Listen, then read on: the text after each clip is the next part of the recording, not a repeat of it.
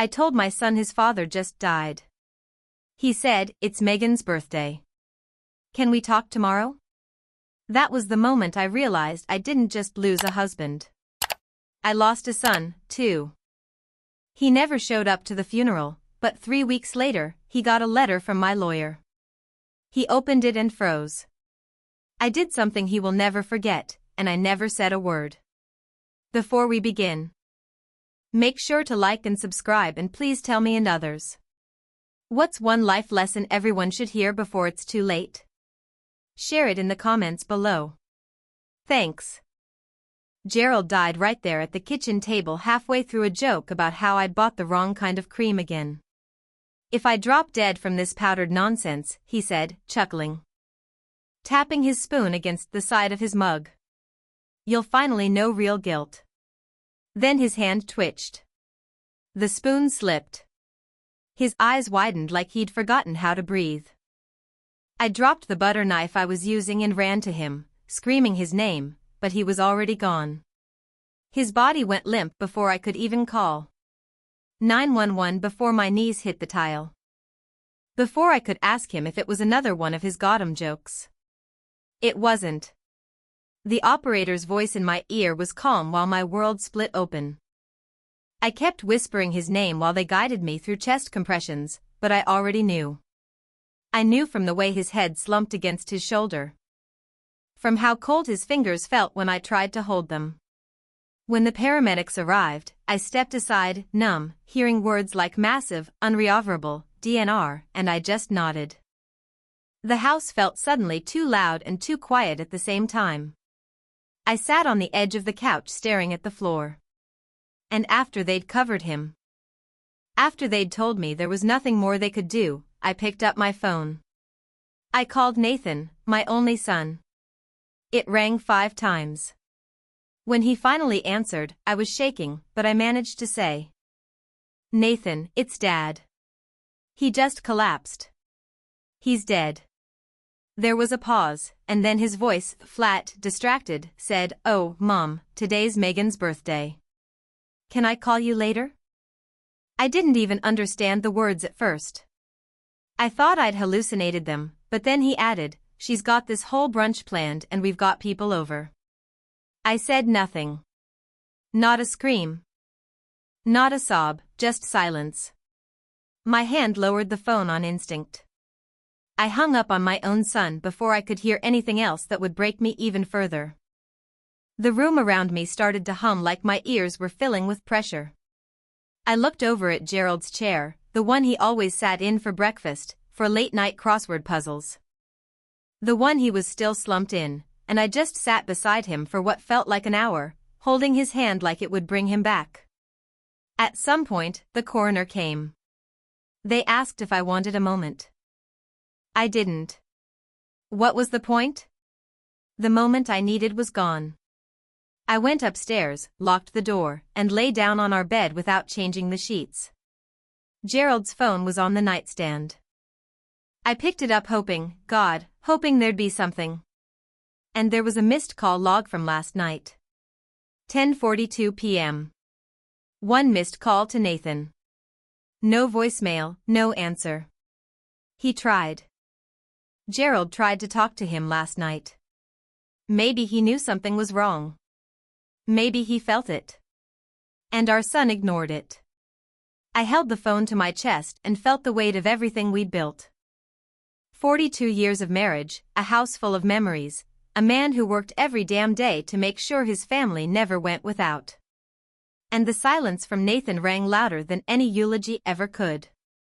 The day of Gerald's funeral felt like stepping into a parallel universe where I could see everyone's lips moving, but hear nothing except the screaming silence of Nathan's absence. I stood by the casket, gripping the edges of the podium, trying to keep my balance, while people I hadn't seen in years came up and whispered things like, "He was such a good man, and we're so sorry." And all I could think about was how my son, my only child, was not there, not in the pews, not standing beside me, not even in the damn parking lot. When I called the night before to confirm the funeral time, Megan answered and told me Nathan was still thinking about it because they had already booked a weekend getaway and cancellation fees are steep this close to the date.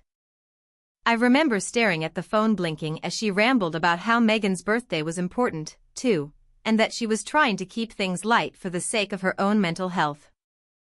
I didn't even respond. I just hung up. I didn't want to beg for attendance at a funeral. Especially not for Gerald's. Not when he was the one who stayed up all night with a colicky Nathan. Who spent weekends building Lego cities and teaching him how to balance a checkbook by age 12. And not when Gerald called Nathan the night before he died and never got a call back. People noticed. Of course they did. The whispers started before the service even began. Where's Nathan? Did he miss his flight? Is Megan okay? Like they were the ones we should be worried about. Even Gerald's college friend, Frank, leaned over and said, "I thought your boy would be front and center today." And I just nodded like it wasn't breaking me in half. But the moment that really shattered me came after the service when one of Gerald's co-workers, Brian, approached me by the coffee urn in the fellowship hall and said, "I don't mean to pry, but Gerald mentioned something odd in passing last month about helping Nathan out financially. Seemed stressed about it." That stopped me cold because Gerald never told me anything like that. We had no secrets. Or so I thought. I didn't ask Brian to elaborate. I just smiled, him for coming. And excused myself to the restroom where I sat on the toilet seat lid and stared at the floor until someone knocked, asking if everything was okay. Everything was not okay. My son missed his father's funeral for a brunch and a weekend getaway. And now I was hearing hints of financial stress and secrecy. When I got home that night, the silence in the house was unbearable. I poured myself a glass of wine, stared at Gerald's armchair, and tried not to think about how cold and alone I felt. Then I opened my phone and saw a photo Megan had posted on Instagram. Her in a bright pink dress holding a mimosa captioned, "Best birthday ever. Love my hubby." It had been posted during the funeral, during the eulogy. I stared at the screen until the image blurred and my hands started to shake. That night, I couldn't sleep. I lay in our bed, reaching instinctively for the weight of Gerald's hand beside me and came up empty. At around 3 a.m., I got up, opened Gerald's desk drawer, and started pulling out paperwork, bank statements, insurance records, old receipts, anything that might explain what Brian had said. Because now it wasn't just grief. Now there was something else, something colder. A sense that maybe I didn't know the full story of my own family. And the one person who could have answered everything, Gerald, was gone. The next morning, I woke up with a mission. Not out of curiosity, but out of something sharper, something closer to rage disguised as grief. And I went straight to Gerald's filing cabinet, the one he kept locked, but always said I had the spare key for, which I did, taped to the back of our wedding photo in the closet, like some quaint little gesture of trust that now felt more like a test. I opened the drawer and started going through folders, thick with years of tax returns, retirement plans, bank statements organized by month and year. Like a man who never expected to die mid-sentence. It didn't take long to find it. A slim blue folder labeled Nathan Transfers. I sat down, heart pounding, and flipped through a timeline of quiet betrayal. Regular wire transfers from Gerald's account to Nathan's. $2,000 here, $3,500 there, and one that made my hands go cold. $12,000 labeled Urgent Megan Medical.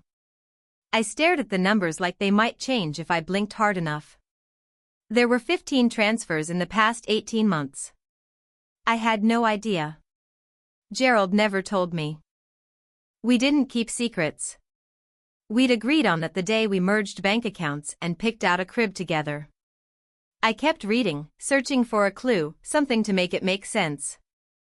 That's when I found it, a letter folded and tucked between the last two statements. It was handwritten on yellow legal pad paper, the kind Gerald always kept on his desk.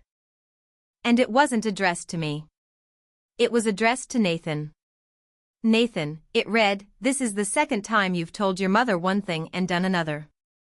I've kept quiet because I wanted to believe you were being honest, but if you lie about Megan's expenses again, or if I find out you've used this money for anything other than what you said, I'll have no choice but to cut you off completely. I love you, but I won't let you take advantage of your mother's trust." It wasn't signed. But I knew Gerald's handwriting like I knew the creases of his palm. He never sent it. It was dated 2 weeks before he died. I sat there staring at it, my hand trembling, the edges of the paper crinkling in my grip. My mind kept returning to the way Nathan's voice sounded over the phone after I told him his father died. Calm, inconvenienced. Like I was asking him to cancel a dentist appointment. I couldn't breathe. I couldn't cry. I just sat there trapped in this horrible realization that the man I loved had spent the last months of his life quietly battling our son's lies while shielding me from the fallout.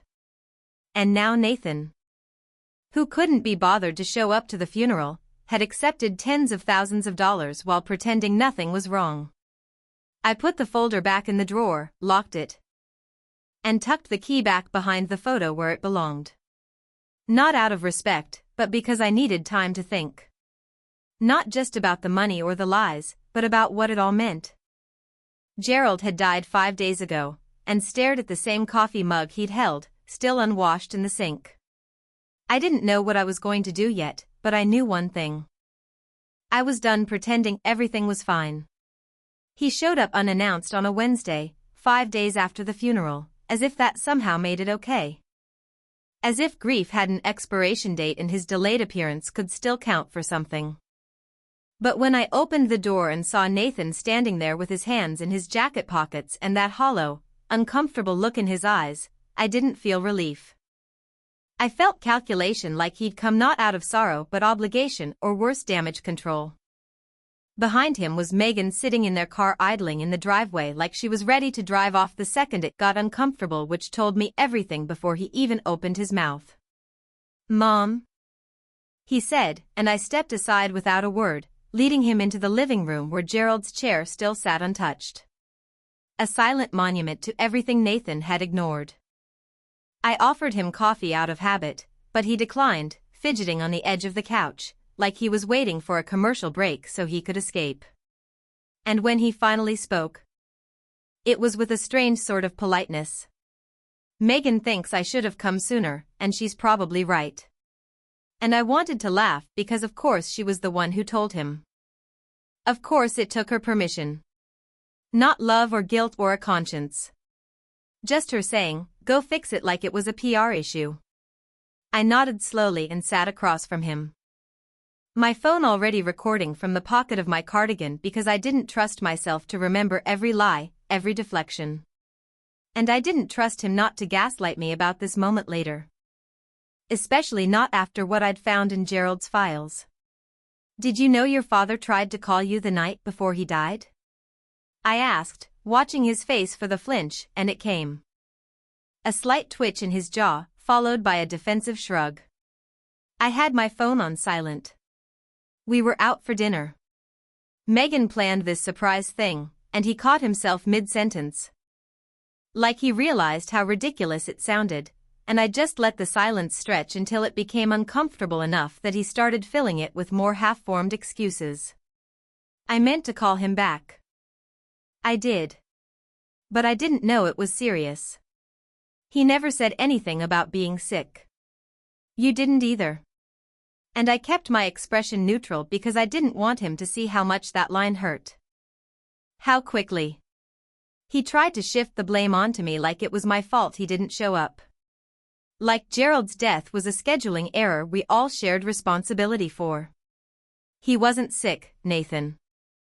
He had a heart attack at the breakfast table. 5 minutes after joking about the coffee creamer, I said flatly, and he looked away, rubbing his forehead like this conversation was a burden. Like I was making things worse by refusing to smooth it over. Then I leaned forward and said it plainly. I found the transfers, and his whole body stiffened like I'd dropped a match onto gasoline. What transfers, he said too quickly, too loudly, and I didn't bother to ease him into it. The ones from Dad's account to yours.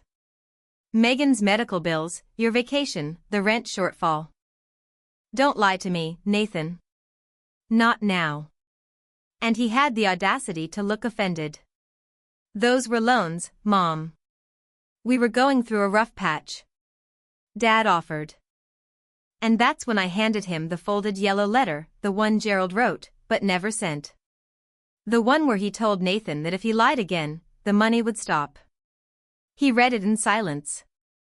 Then folded it back up like it wasn't the most damning piece of evidence of who he'd become and said, he didn't mean that. And I realized I wasn't talking to my son anymore. Not the boy who used to fall asleep on Gerald's chest during Sunday football. Not the teenager who helped build his father's shed in the backyard. But a man who had learned how to rationalize his own betrayal. And I felt nothing but cold, sharp clarity. This wasn't someone who made a mistake. This was someone who had made a choice over and over to prioritize his own comfort over our family. And now he was here because Megan had told him to salvage what was left. I stood up, walked to the door, and said, I'll let you know if I need anything from you. And he looked like he wanted to say something, but Megan honked from the driveway and he just nodded. Walking out without a hug, without a single question about how I was holding up. And I watched him get in the car. Watched Megan glance at the house with that smirk she probably didn't even realize she wore when she thought she'd won something. And I thought, you have no idea what's coming. The morning after Nathan's visit, I woke up with a calmness that almost scared me, the kind that comes not from peace, but from decision. And I didn't even make coffee before calling Alan Clean. Our longtime attorney, the man who handled Gerald's business filings for decades and sent us birthday cards without fail. When I told him I needed to revise my will immediately, he didn't ask questions, just scheduled me for the next day, and I gathered everything. Bank statements, the folder of Nathan's transfers, Gerald's unsent letter, and the audio file of Nathan's pathetic half-confession from the day before. Then added one final item, a handwritten letter to Ava, our granddaughter, to be opened on her 18th birthday. Because whatever else happened in this family, that little girl deserved to know the truth, not the version her mother would spin or the silence Nathan would try to pass off as dignity. When I walked into Alan's office, he took one look at my face and said, I assume this is about more than estate planning, and I nodded, handed him the documents, and said, everything goes into a trust, every account, every asset, the house, the annuity, Gerald stocks, but not for Nathan, not for Megan, not a cent, and he didn't blink. Just opened a legal pad and started writing. We structured it so that Ava would inherit everything, but not until she turned 25 with early access only for educational expenses and housing. No luxury cars, no guilt-driven teenage bribes.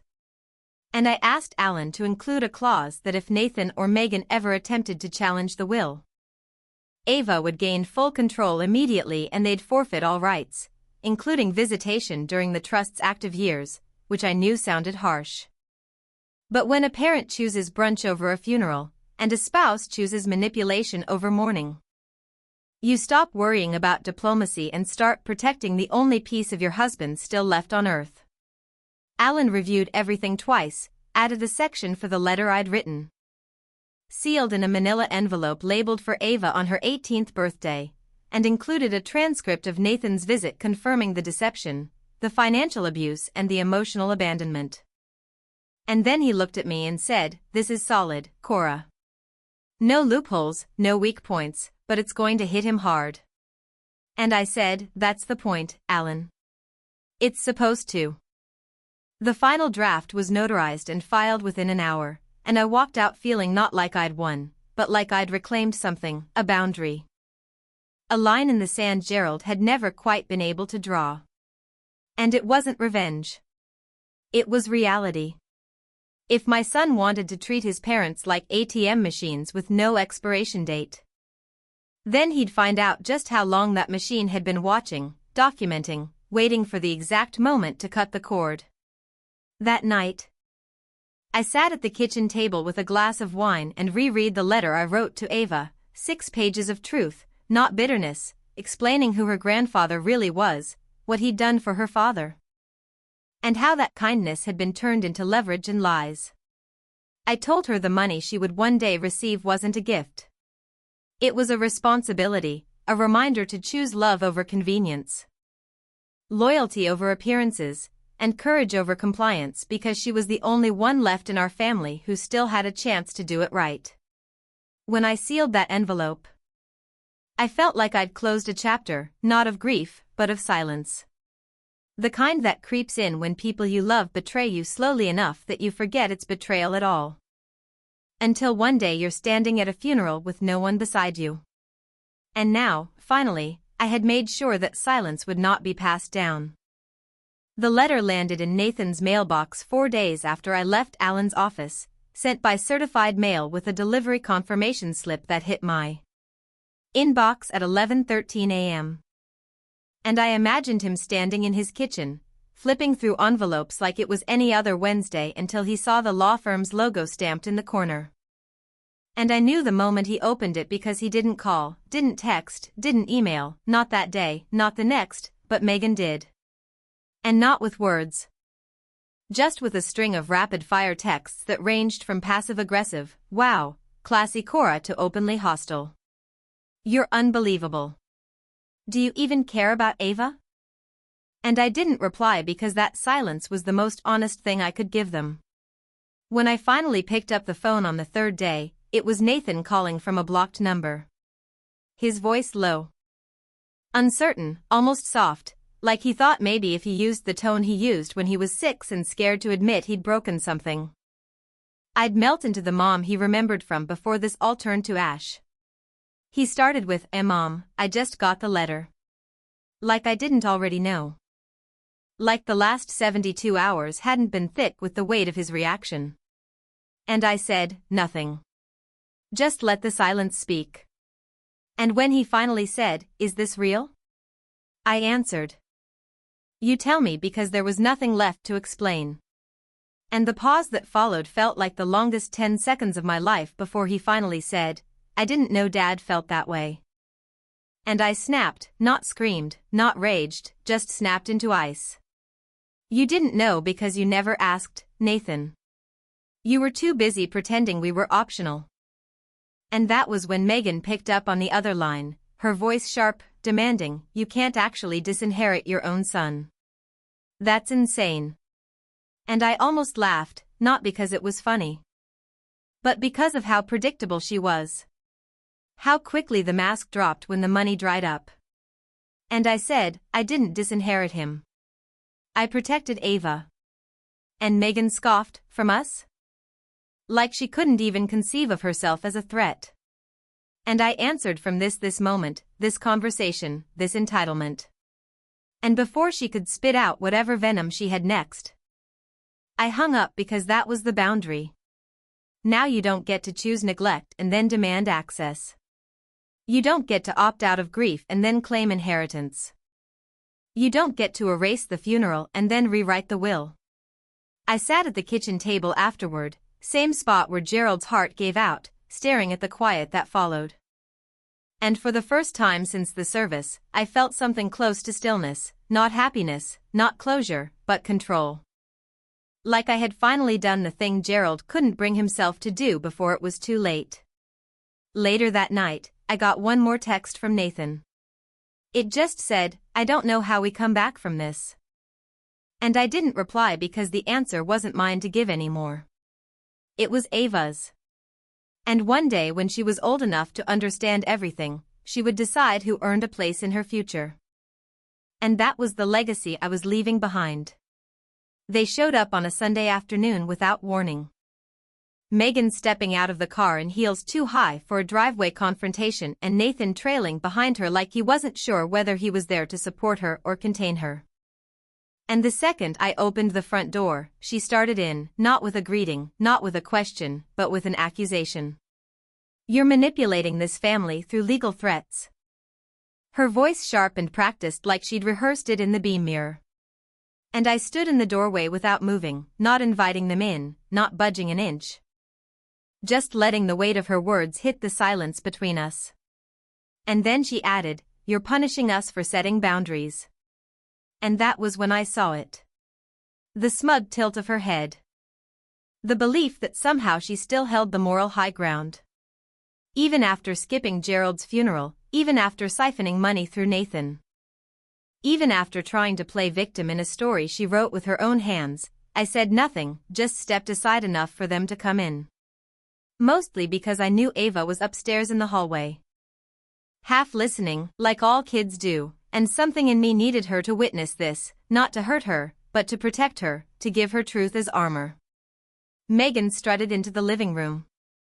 Her perfume heavy, her words heavier, and Nathan sat down quietly, eyes on the floor, while she took the lead like she always did. "We talked to a lawyer," she said, arms crossed. "And if this will isn't revised, we may have grounds to question your capacity." And that's when I finally spoke, calm and low. "Are you threatening to declare me mentally unfit?" And Megan shrugged. "I'm just saying it's not unheard of. Grief does strange things to people, and I saw Nathan flinch at that. Whether from guilt or shame, I couldn't tell. And then I heard the faint creak of the hallway floor upstairs. Ava shifting her weight, listening. And I knew every word being spoken was being absorbed by the only person in this family who still had a chance to see clearly. I turned to Nathan and asked, "Do you agree with her?" And he didn't answer, just swallowed and looked away. And that silence was louder than anything Megan had said because it confirmed what I needed to know. He wouldn't stop her. He wouldn't stand up to her. He wouldn't defend his mother or his father's memory. Not when it meant risking conflict in his own home. Megan took that silence as fuel. Stepped closer and said, "You're tearing this family apart over money." And I laughed. Not loud, not mocking, just a single dry laugh. The kind you let out when something's so absurd it crosses into tragedy. And I said, "I'm tearing it apart. Gerald died alone. His own son didn't show up and you're worried about the inheritance." And that was when I saw Ava step into the hallway halfway down the stairs. Eyes wide but steady. And Megan turned startled. But Ava didn't say a word, just looked at her father. Then walked slowly back upstairs, and the weight of that silent moment hung in the room like a storm cloud waiting to break. Megan noticed it too. Her expression faltering for the first time, and she said she doesn't understand. And I replied, "She understands more than you think." And then I opened the front door, held it wide, and said, "We're done here." And Nathan stood without protest, walked out ahead of Megan, and she hesitated for 1 second like she might say something else, but instead she followed. Heels clacking against the tile, and I shut the door behind them before her last step hit the porch. It was 3 weeks after that confrontation when I found it. A small black flash drive inside an envelope tucked into my mailbox. No note, no label, just my name written in Ava's careful 12-year-old handwriting. And my heart dropped because I knew instantly it wasn't something playful or innocent. This wasn't a drawing or a digital birthday card. This was something serious, something secret. And when I plugged it into my laptop, I sat in silence as folders opened themselves to me like tiny windows into a world I hadn't been allowed to see. Each one named by date. Each filled with files that made my stomach twist. Recordings of phone calls, screenshots of text messages, even a few videos filmed from behind her bedroom door, shaky. But clear enough to catch every word Megan and Nathan had thought were safely tucked behind closed conversations. In one recording, Megan was yelling, her voice sharp and fast. "She's manipulating everyone with that will. And if Ava sides with her, I swear to God, Nathan, will pull her out of that school and homeschool her until she gets her head on straight." And in another. Nathan's voice was quieter, but somehow worse. "Just let Mom run her game. It's not like we were counting on the money right now anyway. And if Ava plays nice, she can still help us later." And I sat there frozen, listening to my own son talk about my estate like it was a strategy board, like I was some dying pawn instead of his living, breathing mother. But the worst part came in a video labeled Kitchen Night where Megan standing by the sink whispered into her phone. "If we push just a little harder, she'll crack. We'll say she's confused. Maybe get the lawyer to question her." State of mind. And then boom, the trust gets flagged. And I could hear Ava's breath catch just as the video cut off. And I don't know what broke me more. Megan's audacity or the fact that my granddaughter had been protecting me while I was trying to protect her. Buried at the bottom of the folders was a text document just a few lines long. But it read like a gut punch. "Grandma, I didn't know who else to tell. I hear things when they think I'm asleep. I know they're lying. I believe you. I'm saving this in case you ever need help." I stared at those words for a long time, longer than anything I'd read since Gerald's letter. And I knew in that moment that the legacy I thought I was leaving wasn't just about money or trust clauses or revenge. It was about her. About Ava standing alone in a house where truth was treated like poison, recording evidence to protect the only adult in her life who hadn't failed her yet. I backed up the drive twice. One copy for Alan, one locked in my safe. And I wrote a new letter to Ava, sealed and dated, to be opened if anything ever happened to me before she turned 18. Because I needed her to know that not only did I believe her, I trusted her, and that if she ever needed to stand in front of a judge, a school counselor, or anyone else who questioned her sanity, she'd have proof that she saw it all and never looked away. That night, I didn't cry. I didn't rage. I just sat in Gerald's chair holding that tiny flash drive in my palm like it was a grenade and a gift all at once. And I made a vow not just to protect Ava's inheritance, but to protect her voice.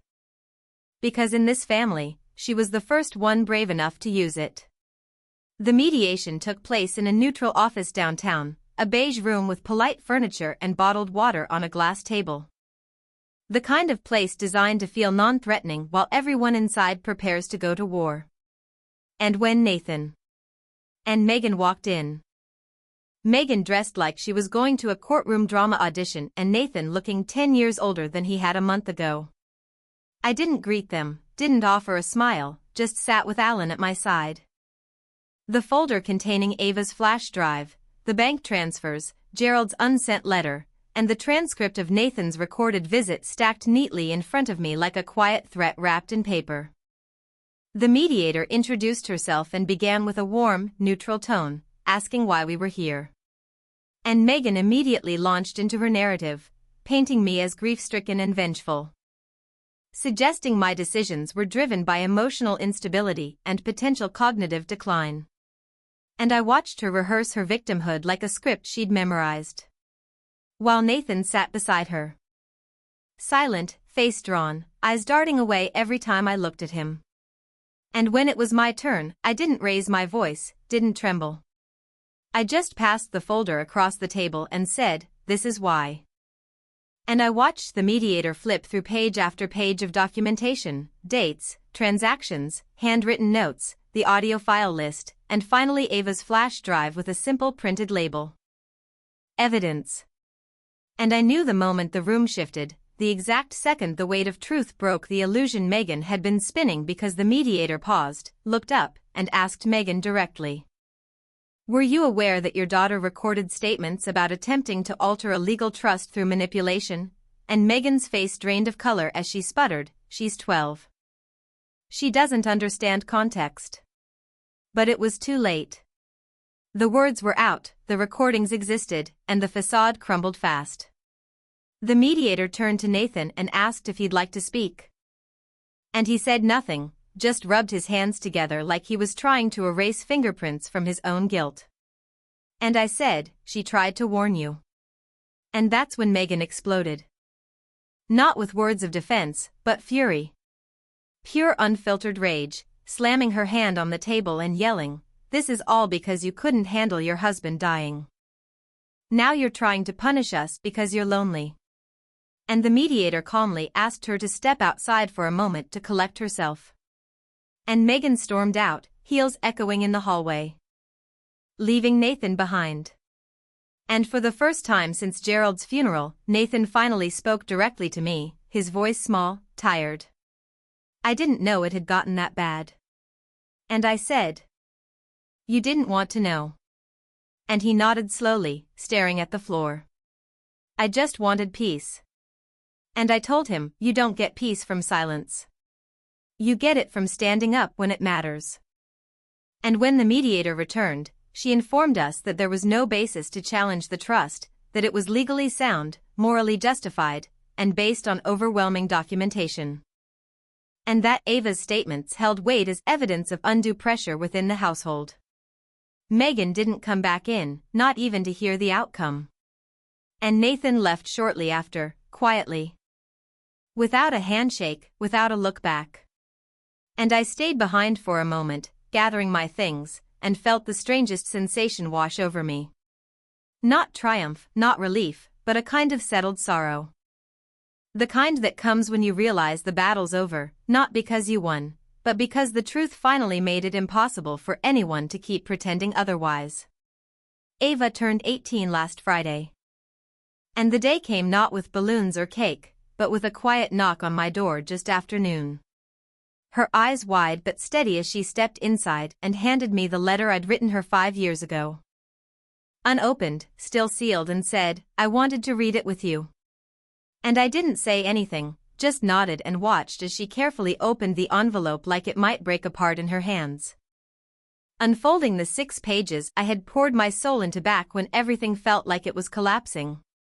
And she read silently for several minutes, her face shifting from focus to tears. Pausing only once to ask, "Is all of this still true?" And I said, "Every word." And she hugged me tighter than she ever had, whispering, "Thank you for telling me the truth, when no one else would." And I felt every ounce of pain and purpose inside that hug. After we sat down in Gerald's old chair together, she pulled out her phone and showed me a short video. Her standing in front of a judge at a legal name change hearing, saying clearly, "I'd like to change my middle name to Coraline after my grandmother." And I couldn't stop the tears then. Couldn't hold back the way my chest cracked open at the sound of her reclaiming her identity, choosing a part of this family that didn't hurt her, didn't lie to her, didn't treat her like leverage. Later that afternoon, we went to her graduation ceremony, and as she crossed the stage and they called out her full new name, Ava Coraline Whitfield, she looked right at me and smiled. And I saw in her face not just pride, but clarity, the kind Gerald used to wear when he made hard decisions that no one else understood until it was too late. Nathan was there, too. Sitting alone in the back row, his eyes red, his suit wrinkled, clapping out of obligation more than joy, and he didn't approach me. Didn't approach Ava either.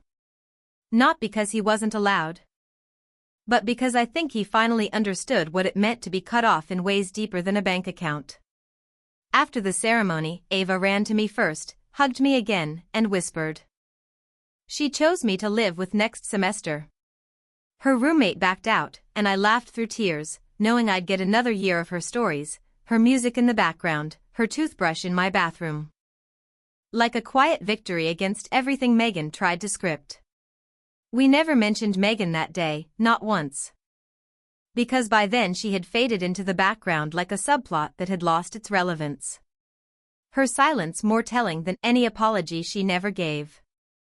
And when I tucked Ava in that night in her old childhood room, I left the door cracked open just like I used to. And she said, "You gave me a life I didn't even know I needed." And I kissed her forehead and said, "You chose it, sweetheart." I just cleared the path.